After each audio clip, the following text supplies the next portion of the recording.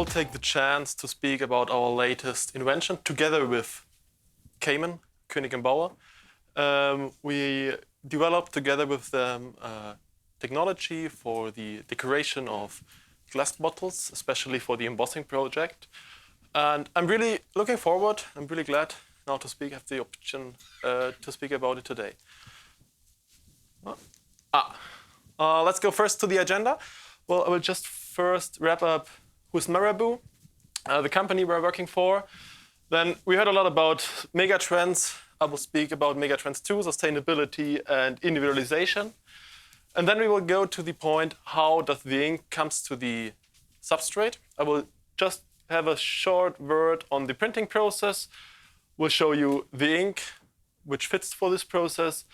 And my favorite, the different design opportunities, what is possible with the ink. So my name is Tobias Lang. I'm the product manager for digital inks for the UV. And I'm with Marabu since 2018. And I'm responsible for the UV inks for the graphical and industry application. Marabu was founded in 1859 in Stuttgart. So we are a really old company, to be honest. And we are family-owned business, what is quite good, because it's a really, really stable thing. We are looking to the future. And we have 2 big divisions. It is the printing ink, where I'm working for. It's divided into the screen and into the digital. And we have the creative colors. The creative colors, it's all colors for artists and so on. Worldwide, I have 500 employees divided into 16 subsidiaries. And we have more than 100 distribution partners. Our annual turnover is roughly a little bit more than 100 million euro and a growth of 5%. So we heard a lot about sustainability, and I liked really the second presentation, because climate neutral company, we are also a climate neutral company since 2021. And I think, and this is why I really liked your presentation, it's sustainability is a kind of responsibility. And I think we did the same. We support projects in Brazil for the jungle, not the mangroves in Indonesia, to offer our products in a climate neutral manner. So all our inks are produced in a climate neutral manner. And I think this is the first thing why I think megatrends or the sustainability as a megatrend fits to our new product. The second thing is our ink chemistry. In the glass decoration, you have 2 options. You can have organic-based inks, which are based on the organic chemistry, and you can have inorganic-based inks. We have here the organic inks. So we have stain on toxic components like heavy metals, for example, cadmium, which are used as pigments in the inorganic field. Also, we spoke a lot about recycling, the 4 R's, which was in the first presentation from Tesco. Well, as I spoke, the embossing varnish, what I'm telling you, is 100% based on organic chemistry. And if you recycle glass, it will be recycled in a hot melt. You melt it, and the ink will oxidate without any residues.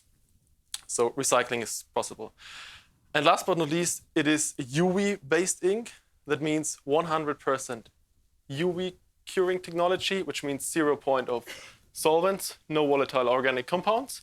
And we compared this kind of decoration with the inorganic inks decoration. Inorganic inks are cured at about 600 to 800 degrees in an oven. And I calculated the CO2 consumption of UV technology and compared it with these inorganic inks. And if I compare it, I get less than 5% of CO2 consumption compared to this oven drying process. And I think this is a really good thing for sustainable technology. Well, the second personalization, what I think this technology fits really good is the personalization, the demand of personalization. If we right now want to watch a movie or listen to the radio, we don't go to television. We go to Netflix or Amazon, or we just listen to Spotify and choose that kind of music what we like to have. So, and this trend is going to the other industries, and we're taking part of it. So we have on the left side, we have the demand of personalization. we have here the different kind of generations, starting with the boomers. And the boomers are, according to this Deloitte consumer revenue, 27% of the boomers feel a demand of personalized products. And if we now go up the different generations, we have the generation X with 32, the millennials with 45, and the next generation, which is grown up right now, the generation Z, with 53% of demand of personalized goods. So if we now compare it to the actual usage, which means 40 to 50% of personalized products are needed versus the usage of 20%, we see that there is a demand, a gap of roughly 20 to 30% of personalization. That means the supply and the demand is higher than the supply of these goods. If now, the next question is, how can we capitalize it? Or can we capitalize it? Well, on the right side, we have the value of personalization. And the gray bars show the consumers who are willing to pay 20% more above the listed price. And the red bars shows the consumers who are willing to pay even 10%. And if we have here these technology, or these different kind of industries, and we take an average of these, we will see that 70 to 80% of the consumers are willing to pay even 10% more, and 30 to 50 people are even to pay 20% more for personalized products. And that shows us, on the left side, there is a demand over than the supply, which is a gap which has to be filled. And there's the second option, that it can be capitalized, that we can generate money of it. And I think this is a point which is really, really interesting for the further business. So the question is, this is really, really general. How does this fit to this new technology? Well, we have the mass production on the left side, which is more or less the conventional glass production. Conventional glass production means that you have hot melted glass will be filled into a tool, blown up, and therefore the shape will be generated. Pretty easy. But for each design, you need an individual design. It's easily to recognize there that individualization is quite difficult, quite hard, because you need always this specific tool. So this kind of technology is economical for high volumes. On the right side, we have this printed embossing technology. It is fully digital printed. So fully digital printed, we heard it the last few presentation. Individualization is quite the standard. And so individualization is economical for customization, and we can decrease the batch size to even one. Well, even one might be theoretical, but I think also on kind of channel differentiations. Like we have, for example, there's a craft beer brewery trend which is going up and up and up. So small breweries can therefore create their unique beverage or bottle design. Or think on rock concerts like AC/DC is coming to London, and you can generate a specific AC/DC beer bottle.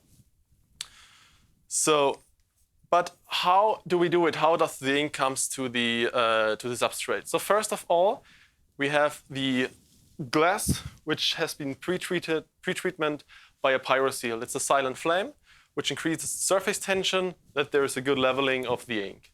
In the second step, there is a primer, which optimizes the adhesion.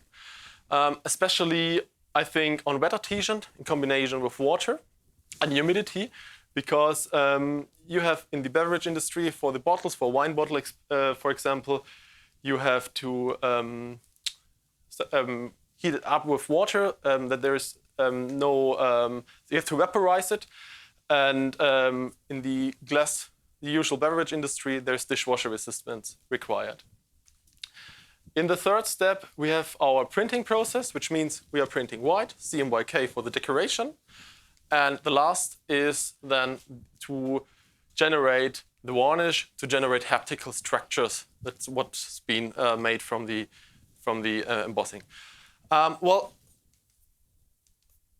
next, I would like to show you a movie how the ink comes to the substrate. We are following one of these bottles during the printing machine. And parallel, I would like to give you, because it's a haptical ink. So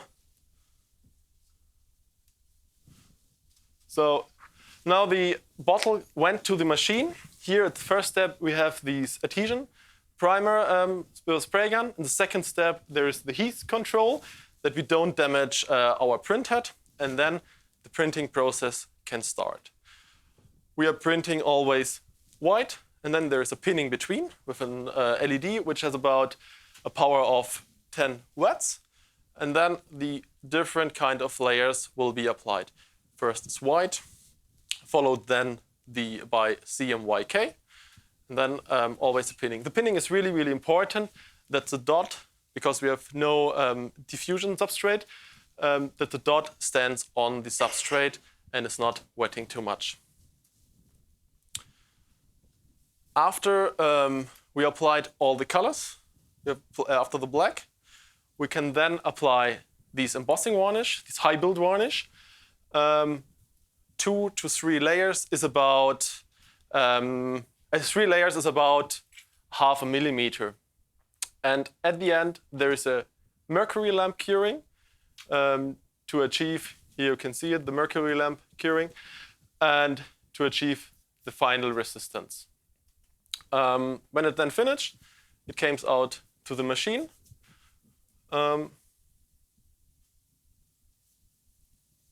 Here you see, and then my colleague from Koenig and Bauer, Simon, is taking it out, checking the quality, and yeah, I think he likes it. Otherwise, you haven't had it here in your hand. Okay, what is the ink? What we are producing for this? It's our Marashape DUV HBV. Well, DUV is digital, UV for ultraviolet. It's a curing technology, and HBV is a high build varnish. So that's it's possible there to create high film thickness. On the left hand, you see here these suitable for really, really fine relief, sharp contours. These small dots which are increasing the film thickness just at one point. It's possible, but it's also possible to generate really, really massive film thickness. I think the maximum was up to 3 millimeters for this layer. It is also possible here to combine it with the CMYK, as mentioned before. You have this visual decoration and, of course, the haptical decoration. That means that gives designers a totally free of freedom of design opportunities and increase their space to work. Another thing I would like to point out is here, if we have a closer look at this bottle I gave you around, you see, have a closer look, you see here the really, really fine contour sharpness which is printed out. Especially you can also feel it. And it's if you have the haptical effect, it feels really like glass. Although it is not glass, it's just a varnish, an organic varnish. And last but not least, I would like to mention the outstanding resistance for the dishwasher. And therefore, I would like to show you my personal glass.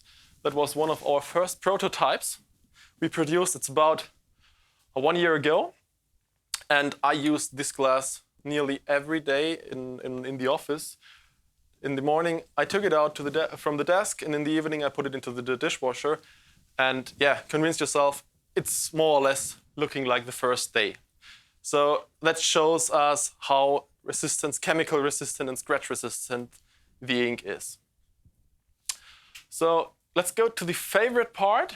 It's the design part. And I would like to show you this because I'm Bavarian, so all Bavarian love beer. So this is the Mara beer, the Mara wheat beer glass. It's a design opportunity, but you can also have like more Mediterranean, the Mara wine, supported by K15 and Cayman and Koenig and Bauer. Or for the Caribbean guys, here coated with this matte finish rum bottle, the Havana Mara rum barrel K15. To be honest, I think it's not the end for this kind of application. Short out view to this. We think this application could also be possible for another kind of industries. If we see this first step on the production of these glass bottles, you have this embossing tool, what you use to produce it. It's really, really similar to the injection molding process of the plastic parts. So this could be also an opportunity. On another thing, printing on metal or printing on cosmetics could be also a part or an application for it. Or you can imitate natural structures like the wood floor industry does, for example. Or here the braille letter writing for packaging products. So thank you very much.